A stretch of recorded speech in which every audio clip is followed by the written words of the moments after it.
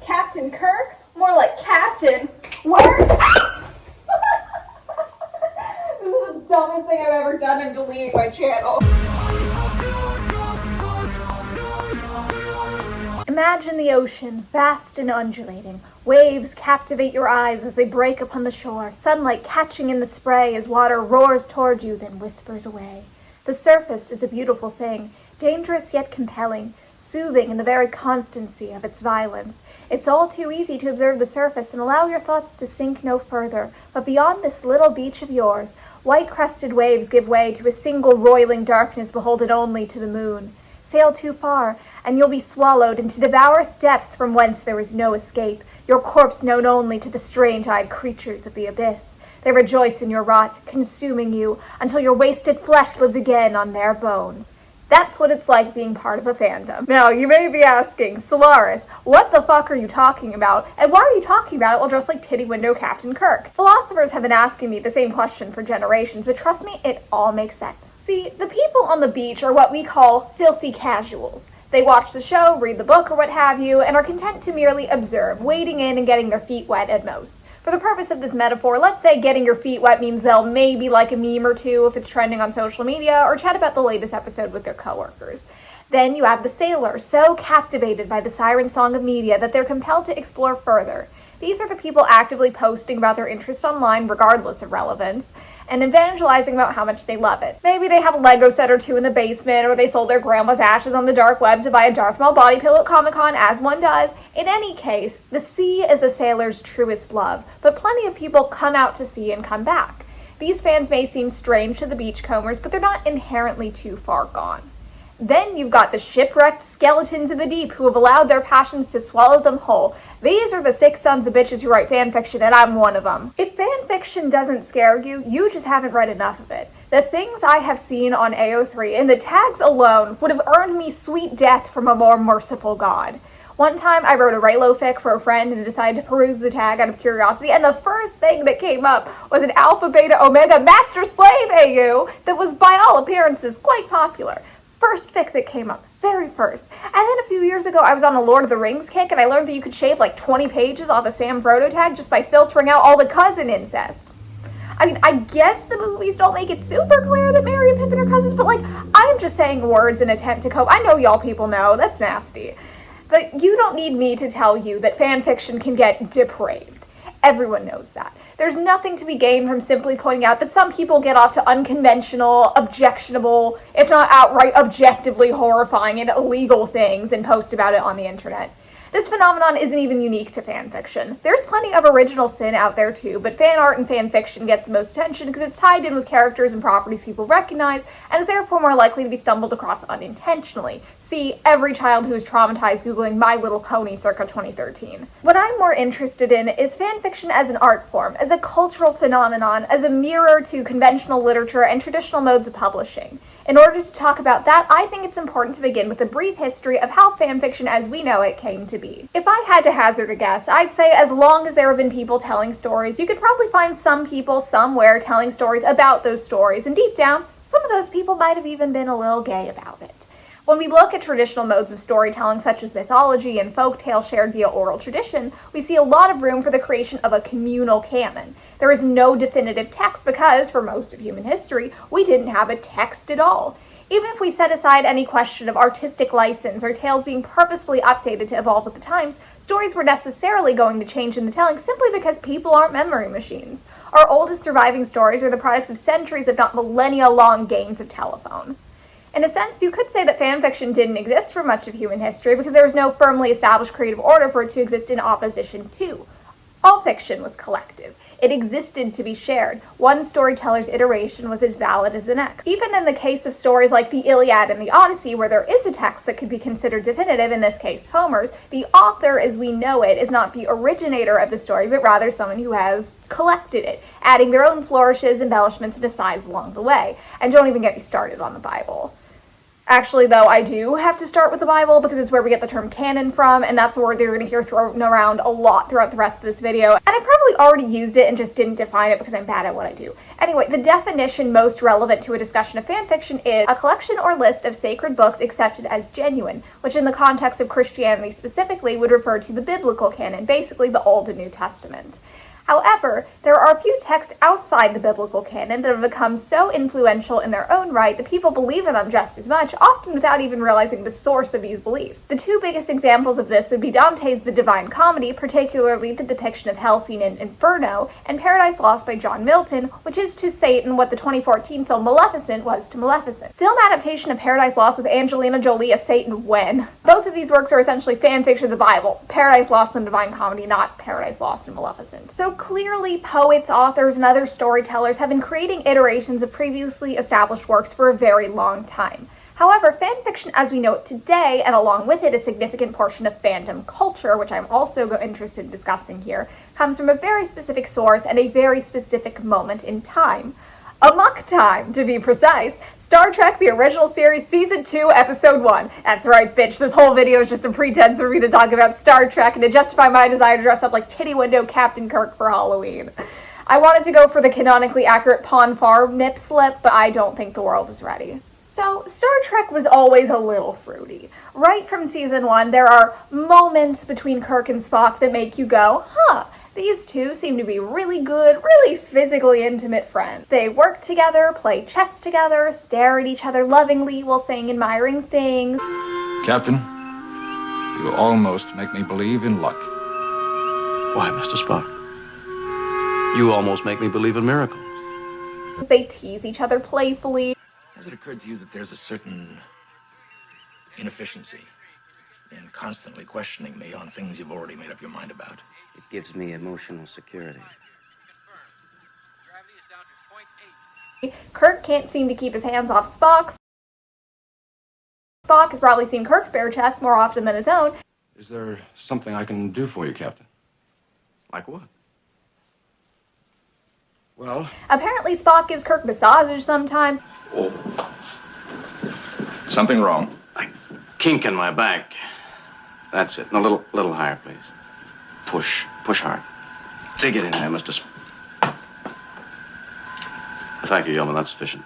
And we're just supposed to be normal about this. I'm being very restrained by not pulling more receipts from Season 1 because they are out there. But where things really pick up is Season 2, Episode 1, Amok Time. They come out the gates with a brand new season, the premiere, and Spock is in heat. He's in heat! This is apparently just a thing that a species does, a natural consequence of Biology. What? Biology.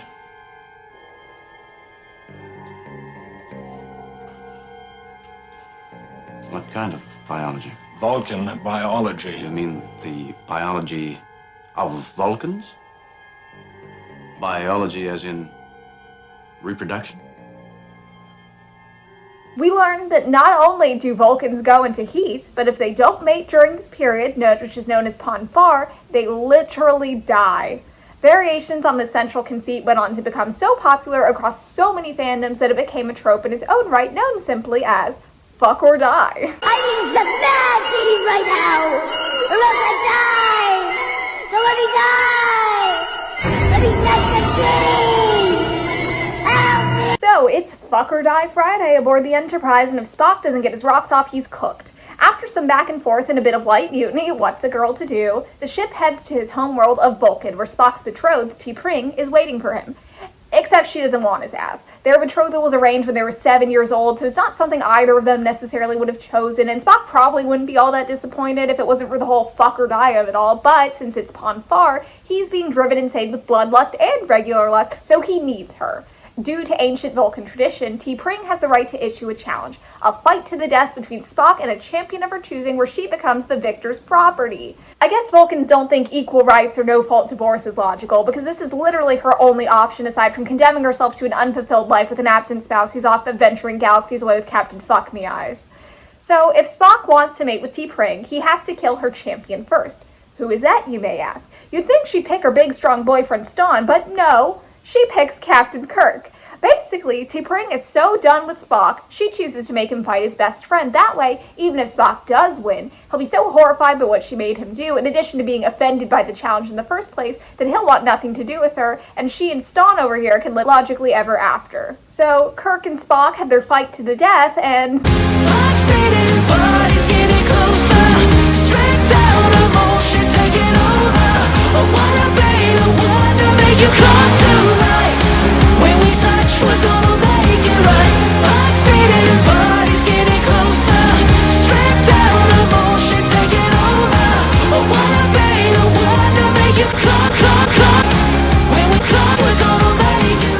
They do that, just two boy best friends rolling around in the sacred sands while one of them's in heat, and Kirk chokes Spock to death, so he wins. However, Spock's mind clears just enough to let him realize what he's done. Seeing Kirk lying there, this man who he's always tried to protect, who he cares for, dead, Spock's overcome with emotion so strong it completely overtakes the Ponfar bloodlust, and he loses all interest in mating with T'Pring. His love for Kirk is so powerful, it overrides biology. Now there's some butt sex, I mean subtext.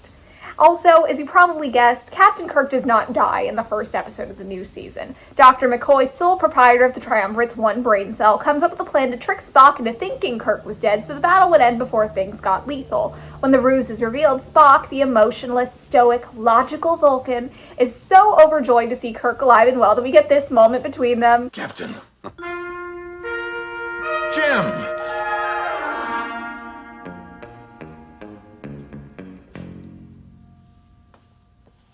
I'm pleased to see you, Captain. You seem uninjured. He smiles, he's happy, they're in love! They're in love, damn it! Look at that!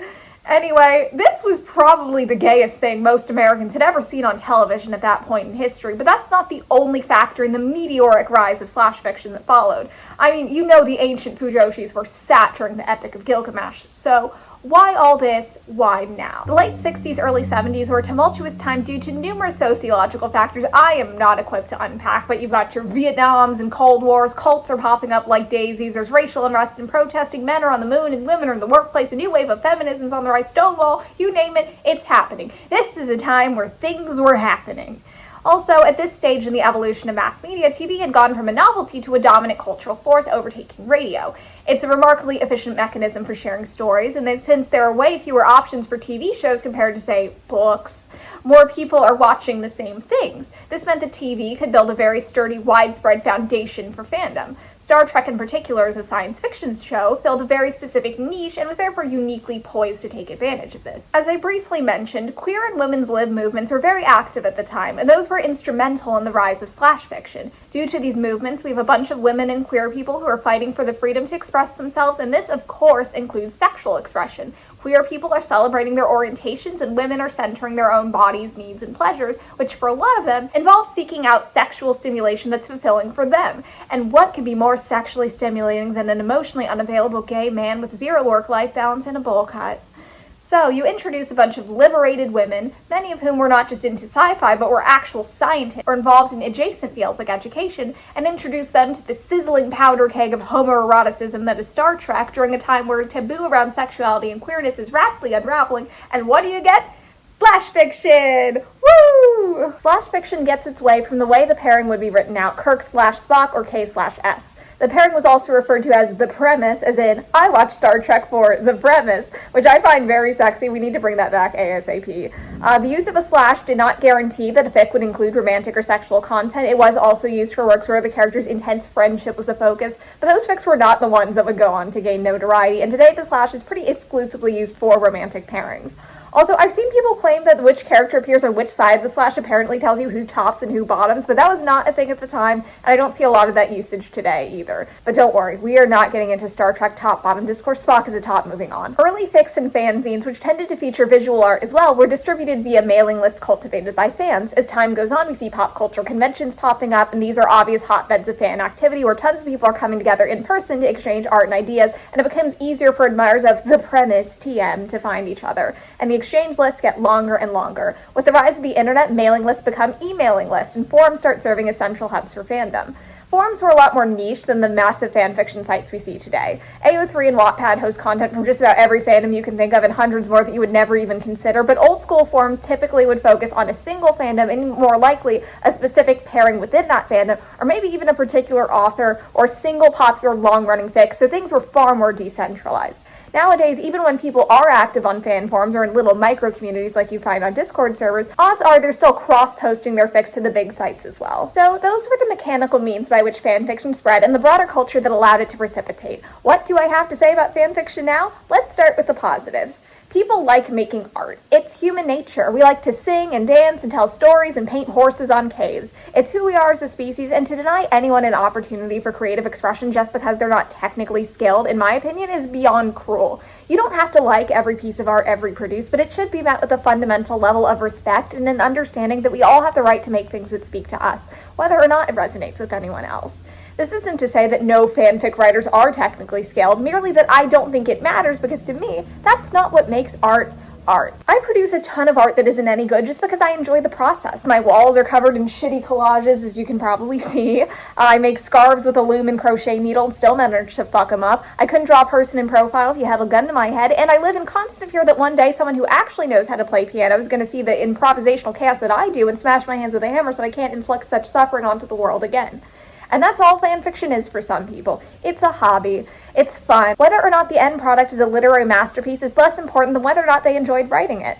The low stakes and relatively low standards people have for fanfiction are a feature, not a bug. This is actually something it took me an embarrassingly long time to come to terms with as a pretentious nerd who takes writing way too seriously. Not everyone approaches writing with all-consuming creative ambitions, and that's no reason they shouldn't do it anyway. It does mean they shouldn't be English majors, though, and I will die on this hill. Girl, why else are you here? It can't be the money. Why? Writing fanfiction can also encourage people to engage with media in a more active and analytical way than simply consuming it, which can be a rewarding experience. If you really want to reflect characters accurately on the page, you need to look closely, consider the difference in speaking patterns, the way they express themselves, what makes them who they are at the core. At some point, you probably have to extrapolate based on whatever evidence canon provides about how a character would react in an unprecedented situation or fill in gaps in world building, and that's a flex of your creative muscles. Alternate universes, or AUs, are incredibly popular. They can serve as fascinating character studies. What really makes these people who they are when everything else familiar is stripped away? It's a useful question when developing characters in original fiction, too. Now that everything's online, it's incredibly easy for fanfic authors to produce works in relative anonymity. This allows people to explore elements of themselves they're not always free to talk about in their everyday lives, like queerness or sexuality in general.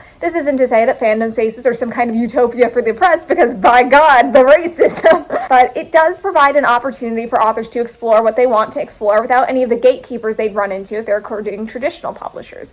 Fanfics don't have to be marketable or profitable or anything other than the rawest, truest expression of the self. Obviously, published authors can and do dabble with anonymity in the form of pen names, but you do generally still have to cultivate a brand presence around that pen name if you want commercial success. Meanwhile, all fanfic authors need is an online handle and they're good to go. There's no real expectation that they have to let their readers in any deeper than their work is willing to take them, unless they decide to overshare in the author's notes, which is also a time-honored tradition. But the point is, they don't need a clean corporate Twitter. They don't have to be shaking ass on TikTok to promote their work. They can just put their writing out there and scurry off into a hole in the wall and shyly watch from the shadows if they so desire.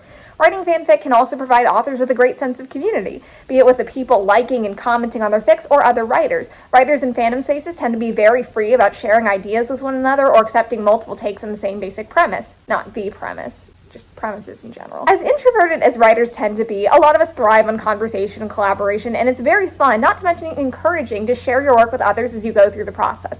Knowing that people will engage with the writing is a powerful motivator. Now, the usual horrors people bring up when discussing the downsides of fanfic don't hold a lot of water with me. The main complaint is that the writing is bad, which, one, isn't always true, and two, as I've already discussed, this isn't inherently negative. A lot of fanfiction exists to scratch a very simple itch, and it succeeds just fine in that regard. Typos and purple prose and all. This could also tie into the next complaint people have, which is that fanfiction is porn! Dun dun dun! You know, blah blah blah, not all fanfiction is porn, it's not even all romance-centric, but even if every single piece of fanfiction out there was written with erotic intent, so what? It's not like badly written porn is anything new. There's professionally published erotic novels with very questionable relationships to consent and gender roles about being ripped open by bare-chested wolfmen and about 1 billion videos of step bros fucking people out of washing machines, but we're supposed to draw the line at women writing about the cowboys in Red Dead Redemption sucking each other on horseback or whatever. Why? Who cares? Maybe it's the asexuality talking, but I just don't see why anything related to sex always has to be such a big deal. It seems like wanting and liking sex is a pretty natural thing for most people, but we're supposed to think it's scary and filthy and shameful because of God or whatever, and kinks are icky, so that's bad. Those weirdos like sex the wrong way, and women aren't supposed to have agency or orgasms, and everyone knows gay people are the worst. They're always trying to shove it down our throats by existing like a bunch of sick freaks. You know, it goes on. And there definitely are fanfics out there eroticizing things that I personally think should never be eroticized, and it definitely does drive me up the wall when people try to defend written child porn by bringing up Lolita, as if the point of Lolita is to get you off, which it's not.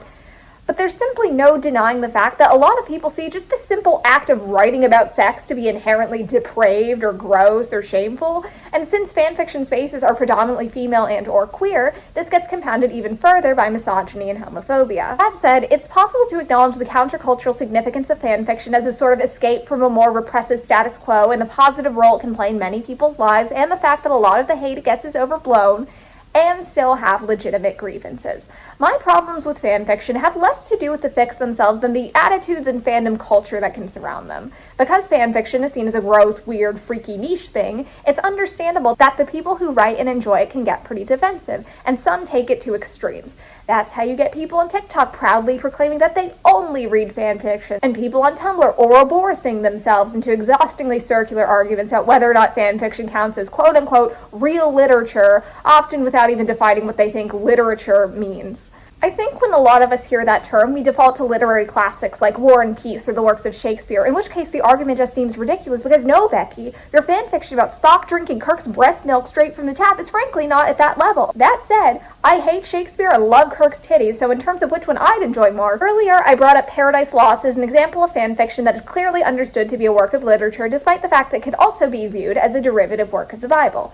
The fact that fanfics are inspired by other works doesn't preclude them from having literary merit. Basically, Pokemon fanfiction shouldn't be considered less literary than Paradise Lost just because it's based on Pokemon instead of something tasteful like the Bible. However, I would go so far as to say that, generally speaking, Pokemon fanfiction tends not to be as well written as Paradise Lost. It doesn't matter if you're writing for fun, but it does matter if you're trying to put your writing on a pedestal alongside some of the most influential works of all time. Statistically speaking, none of us, myself included, are literary geniuses, the likes of which will not be seen again in our generation, and whose work will withstand the test of time continuing to be discussed centuries later. Can we be so for real about this? Can we please take ourselves just a little less seriously? If that's the standard we're sticking to, most books are not real literature. I would say fanfiction is more in conversation with commercial fiction, genre fiction. That is a somewhat more reasonable point of comparison. I might not have come across the second coming of the Divine Comedy on AO3, but I've read romances good as any to hit it big on Book Talk, or fics set in sci-fi universes with world-building concepts more compelling than anything featured in the original. In a presentation given by the author Joanna Parker, the director of the Genre Fiction MA at Western Colorado University, one thing she emphasized is that when an author writes within a particular genre, they are making the reader a set of promises.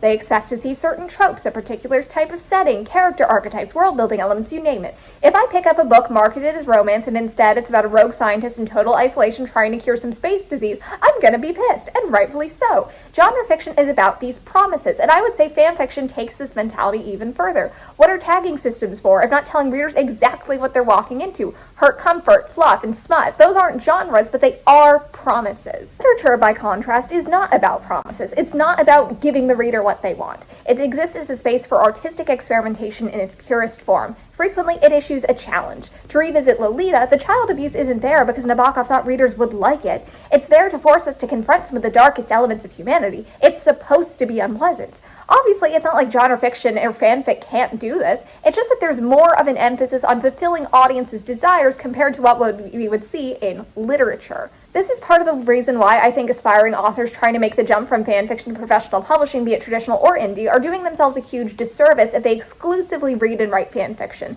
Most fanfiction is not being written at the highest technical levels because it doesn't need to be, but if you want to hone your craft, you should be studying masters of the craft. Everything you read becomes material you can weave into your own creative tapestry. Only reading fanfiction limits what you have to work with. Obviously, becoming a professional author isn't the goal for most fanfic authors, and it's not like every published book ever written is some kind of master, but if that is the goal, I think it's important to keep in mind the ways in which only focusing on fanfiction can leave you at a disadvantage. Also, fandom spaces tend to be pretty discouraging of artistic experimentation in some ways. Whole tenses and POVs are seen as pretentious and written off. First person? No thank you. I talked earlier about how fanfiction encourages its authors to really delve into characterization. On the flip side of that coin, veering too far from established characterization can be punished. Part of the promise fanfiction authors make is that the work features characters the audience already knows and loves, so for them to be portrayed out of character can be viewed as a betrayal. This creates a tricky balancing act for authors who have a different take on a certain character or want to portray their evolution into someone new. Essentially, they still have to try and color inside the lines enough to get readers to follow along. So playing in someone else's sandbox, so to speak, can mean someone who only or predominantly writes fanfic isn't developing the tools to establish original characters or build their own distinct worlds. However, the main skill I think people who are used to only writing fanfic are missing out on is editing.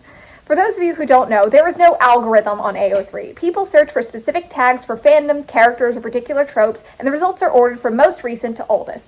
This means that long-running multi-chapter fics tend to get more attention than standalone fics because they pop up at the top of the tags every time they update, so there's continual exposure. Also, people love long fics, and big, shocking, outlandish word counts get people's attention and can give writers a sense of achievement. What you have here is a recipe for rewarding long fics, which isn't inherently bad, but it does kind of decentivize editing for the sake of conciseness. Why put time and effort into scanning your text line by line to avoid every unnecessary word when having more words makes you look more impressive? Why cut out a chapter that suddenly feels unnecessary when you put so much time and effort into writing it, and updating your fic will get more eyes on it?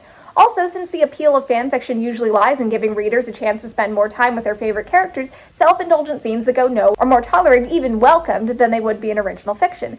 After all, self-indulgence is part of fanfic's central appeal. You can do whatever you want. You can also do whatever you want writing an original novel, but if you want to maintain a semblance of good pacing, you probably shouldn't, and this is a lesson I have had to learn the hard way. Additionally, beyond hitting a certain threshold of legibility, spelling and grammar issues tend to be fairly tolerated because there's this implicit understanding that fanfic is being written for fun by people who are not professionals, so pointing out mistakes is just mean and unnecessary. That doesn't mean authors don't edit their fics or use beta readers, but it does mean they can get along just fine without any substantive editing, which is not how it works for professional writers, in case you hadn't guessed. Published books may not be inherently better or more enjoyable than fanfics, but they're almost certainly more polished. And why wouldn't they be? More time and resources and eyes are being allocated to them.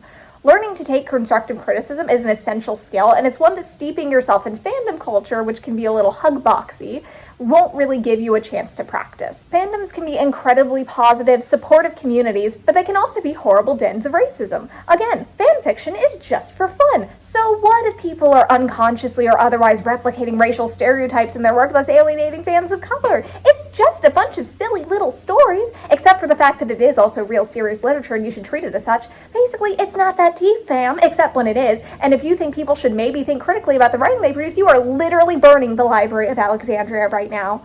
To be fair, this attitude is not at all unique to fanfiction, and you can find plenty of published authors who act like it's inherently anti-art to say, hey, maybe letting racism seep into your work due to unexamined biases you've obtained by virtue of existing under white supremacy is a bad thing.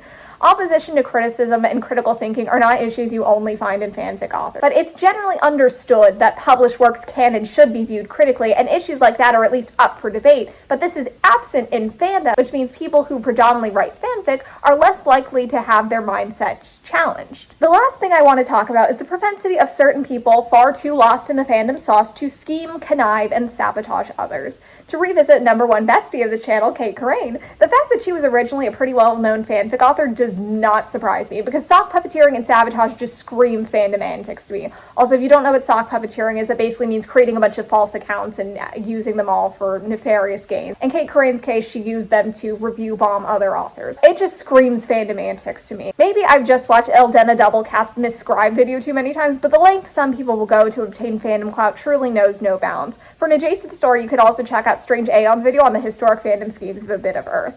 Now, plenty of fanfic authors are lovely and supportive and would never dream of trying to sabotage their competition, likely because they don't view fellow authors as competition at all. But it's much easier to get away with this sort of thing Kate Crane tried to pull in fandom spaces rather than the arena of publishing. And the fact that she really tried it is peak terminally online behavior, and I wouldn't be surprised if we see more of it as increasingly fanfic-esque books, in some cases literal fanfiction with the serial numbers filed off, take off in the mainstream, bringing their fandom-steeped authors along for the ride. The true horrors of fanfiction are not that it can be poorly written, pornographic, or too gay to function. I worry about the cliquishness of fandom circles, the defensiveness that can manifest itself as hostility towards other forms of writing, an emphasis on wish fulfillment that can blind readers and authors alike to the other purposes art can serve, and that aspiring authors who don't challenge themselves to look past fandom and fanfic are missing out on developing foundational skills. What happens when an initially countercultural art form existing in simultaneous opposition to and symbiosis with a pre-existing canon is isolated from this context and subsumed into the greater capitalist structure of publishing?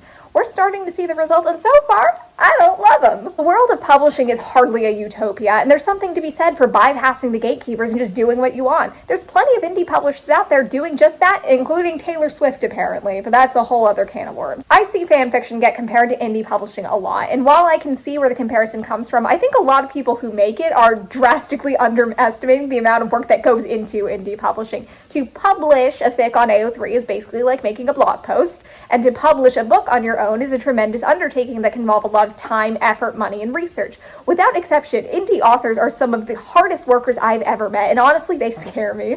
I have a master's in publishing. Theoretically, I'm in a pretty strong position to become an indie author myself, and they still scare me. They should scare you too, fanfic authors. Have some damn respect. I didn't make this video because I'm so deluded as to think that only published books or high art are worth reading or writing. I made this as someone who has 2 creative writing degrees and a publishing deal and an AO3 account you could reverse engineer my soul from. I see the beauty in fanfiction and I see the downsides of it. I see the way making fanfic can be helpful to developing writers and the way it can leave them at a disadvantage. I wanted to get all this out there because it's something I'm passionate about and something I think about a lot. Also, I wanted an excuse to ramble about Star Trek just like Titty Window Captain Kirk. That alone has kept me pushing forward on this project more times than I can count. So, that's my understanding on the true horrors of fanfiction. I've been Solaris on the Aya, and if you would also like to be Solaris on the Aya, you can like, comment, and subscribe, and you'll see more videos about writing, publishing, books in general from me.